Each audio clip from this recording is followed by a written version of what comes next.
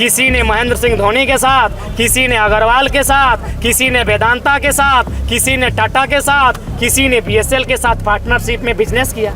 आपको बिजनेस करने के लिए भेजे थे, ये नियम बनाने के लिए भेजे थे। जबकि इसी क्षेत्र में कोयला है, आपका बागमारा में तमाम फैक्ट्रियां हैं, कल कारखाने हैं, सिंदरी में इतना बड़ा है, निरसा में तमाम आपके मैथेन है, पंचायत है, बोकारो में आपका वेदांता है, कहीं डालमिया है, यहीं आपका बीएसएल है। लेकिन हम अपना मेंबर ऑफ हाउस पार्लियामेंट के लिए आज तक नहीं चुन पाए। इसीलिए अब हमारा 24 का ये भी लक्ष्य होगा। लोगों ने आरोप लगाया कि आप लोग आंदोलन कर रहे हैं, अब नेता बनने की क्या जरूरत है, MP MLA बनने की क्या जरूरत है।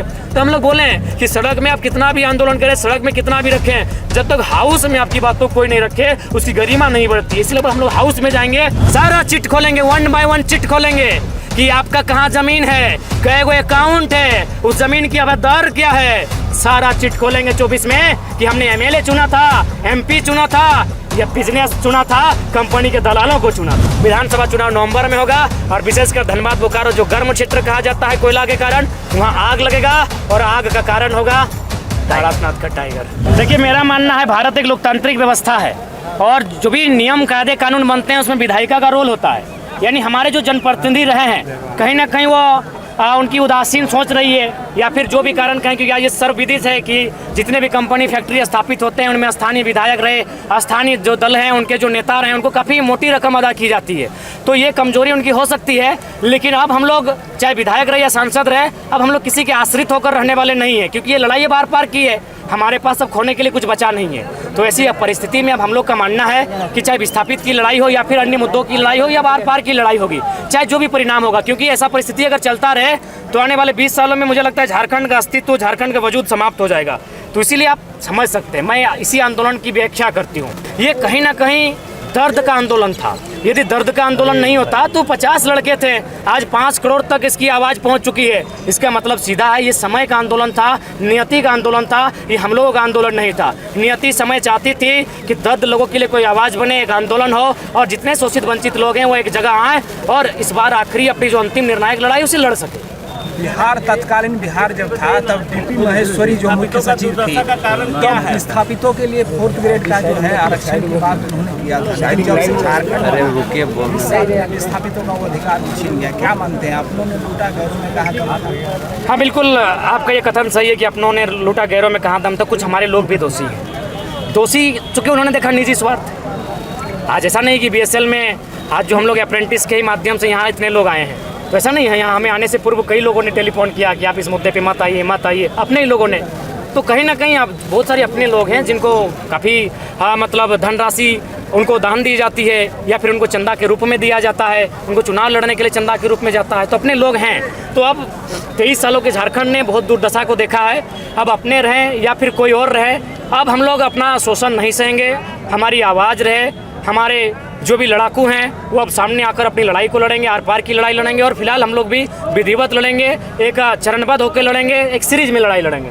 क्योंकि आज अगर बात करें, ऐसा नहीं, बंगाल में भी ज़मीन अधिग्रहण हुआ है, उड़ीसा में भी हुआ है, बाकी प्रदेशों में होता है। आए दिन अडानी कंपनी चूँकि अभी हाईलाइटेड है, बहुत राज्यों में ज़मीन अधिग्रहण करती है, लेकिन वहाँ के लोग काफ़ी एकजुटता के साथ विरोध प्रदर्शन करते हैं, उस योजना को वापस करते हैं। और हमारे जो पश्चिम बंगाल की मुख्यमंत्री है माननीय ममता बनर्जी जी, वो भी टाटा नैनो ने जो जमीन अधिग्रहण किया था उसके खिलाफ आंदोलन करके आई थी।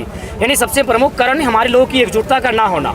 मान के चलिए 84 गाँव, अगर हम एवरेज निकालते हैं एक गांव में 1000 आदमी तो 84,000 आदमी, अगर 84,000 आदमी अगर यहाँ खड़े हो जाएंगे, उसका आधा भी खड़ा हो जाएगा, 42,000, उसका आधा अगर 21,000 लोग यहाँ खड़े हो जाएंगे, तो मुझे लगता है यहाँ पुलिस तो छोड़िए, यहाँ तमाम फोर्सों की संख्या कम पड़ जाएगी और 1 घंटा नहीं 10 मिनट में वार्ता के लोग हो जाएंगे। नहीं, एकजुटता की कमी रही है। तो इसीलिए आज हम लोग सदियों से, दशकों से ठगे जा रहे हैं। तो अब मुझे लगता है लोगों की जो एकजुटता है अब जागेगी, क्योंकि अब हमारे पास खोने के लिए कुछ नहीं बचा है। जो हमारी ये जनरेशन है इसने बहुत करीब से देखा, बेरोजगारी को देखा, विस्थापन को देखा, पलायन को देखा, भुखमरी को देखा, हर तरह से शोषण को देखा। तो मेरा मानना है कि जो हमारी सबसे बड़ी समस्या है एकजुटता का ना होना, उसके बाद हमारे जो लीडर हैं, हमारे जो लोग हैं केवल वोटर्स बन के, ऐसा नहीं है कि बोकारो में हमारे आज तक जनप्रतिनिधि नहीं रहे, विशेषकर जो घाटी की बात करें, जो माटी की बात करें, हमारे आज तक सांसद नहीं रहे जो मैंने मेंबर ऑफ पार्लियामेंट में जाके BSL के, सिंदरी, FCI के दर्द को रख सके। हमेशा 1952 से लोग जो अन्य राज्यों के वे लोग चुन के गए, तो उन्हें क्या वास्ता होगा हमारी ज़मीनें से, क्या हमें लाभ मिलता था, हमारी ज़मीनों को छीन जाने का दर्द किसे है।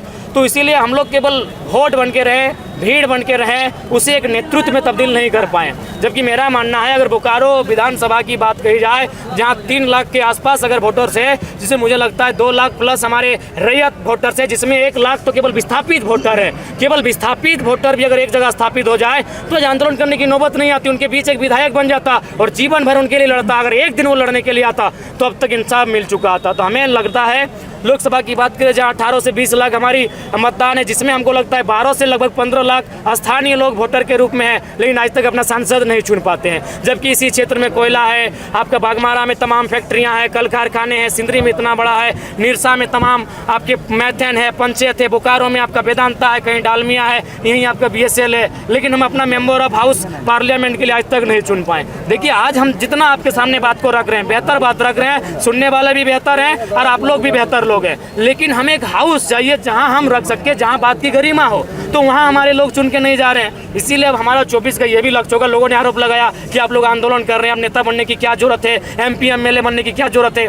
तो हम लोग बोले कि सड़क में आप कितना भी आंदोलन करें, सड़क में कितना भी रखें, जब तक हाउस में आपकी बातों को कोई नहीं रखे उसकी गरिमा नहीं बढ़ती है। इसलिए हम लोग हाउस में जाएंगे और जब जब वहाँ डिबेट होगा, जब जब हमें मौका मिलेगा अपनी बात को रखने का, हम लोग कभी बोकारो BSL का बात रखेंगे, कभी FCI सिंदरी का, तो कभी पंचायत डैम का बात रखेंगे, तो कभी डालमिया का, तो कभी आपका DBC का बात रखेंगे। जयराम महतो और तमाम जो युवा हैं जो राजनीति का रण नहीं जानते हैं, नौसिखिए हैं, अभी भी नाक साफ करते दिखते हैं, इनको आपने न मौका दिया। आप अगर इस राज्य के हितार्थ के लिए, लोगों के दुख दर्द को हल करने के लिए अगर नियम बनाने की बात करते तो हम यहाँ तक आते ही नहीं। लेकिन आपने क्या किया? किसी ने महेंद्र सिंह धोनी के साथ, किसी ने अग्रवाल के साथ, किसी ने वेदांता के साथ, किसी ने टाटा के साथ, किसी ने BSL के साथ पार्टनरशिप में बिजनेस किया।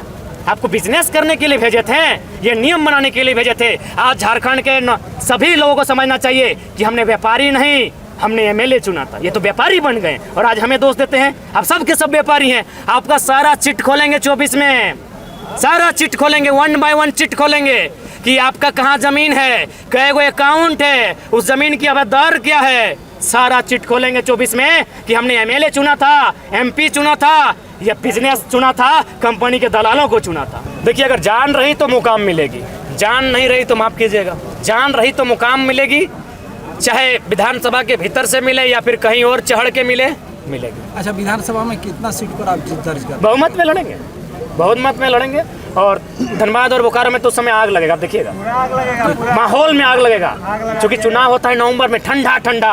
आप तमाम मीडिया बंधु आप खुले देख सकते हैं, उस समय लोगों के बदन पे जैकेट नहीं होगा, मफलर नहीं होगा, उनके गर्म कोई भी कपड़ा नहीं होगा। लोग विधानसभा चुनाव नवंबर में होगा और विशेषकर धनबाद बोकारो जो गर्म क्षेत्र कहा जाता है कोयला के कारण, वहाँ आग लगेगा और आग का कारण होगा तारानाथ का टाइगर। जयराम महतो कहाँ की गद्दी पे बैठना पसंद करेंगे? नहीं, हमें या फिर दिल्ली में? नहीं, हमें आवाज़ बनना पसंद है। आवाज़ रखने के लिए दिल्ली जगह मिलती है तो हम लोग दिल्ली भी जाएंगे। अगर विधानसभा में हम जगह मिलती है तो वहाँ भी जाना पसंद करेंगे। कुल मिलाकर हमें लोगों की बातों को रखना, मुझे लगता है कि हम लोग के पास है बातें। इसके लिए उचित मंच क्या होगा? आप दिल्ली जाना चाहेंगे? हाँ, दिल्ली भी, क्योंकि वहाँ सेंट्रल में लोग देखेंगे, उन्हें बताएंगे कि किस प्रकार आज़ाद भारत में एक झारखंड है जहाँ लोगों का कत्लेआम किया जा रहा है। उन्हें बताएंगे जादूगोड़ा की कहानी कि किस प्रकार यूरेनियम यहाँ खनन किया जाता है, 47% महिलाएं बच्चा जन्म नहीं दे पा रही है। पूरे भारत को, पूरे दुनिया को हम दर्द बताएंगे कि केंद्र में बैठे लोग बस चंद मुट्ठी भर लोगों को लोभ दिलाने के लिए, खनन करने के लिए किस प्रकार हमारी नस्लों को तबाह कर रहे हैं। उन्हें हम बताएंगे किस प्रकार बुढ़ाखाप में 3 बच्चा कैंसर से मारा जाता है, कंपनी का, फैक्ट्री का जो धुआं निकलता है उससे। हम पूरी दुनिया को बताएंगे, चीख चीख के बताएंगे। इसके लिए हमें सदन में जाना चाहिए। तो दिल्ली भी कोई बुरी जगह नहीं है, हम लोग वहाँ भी जाना पसंद करेंगे। और फिर रांची तो रखा है, वहाँ तो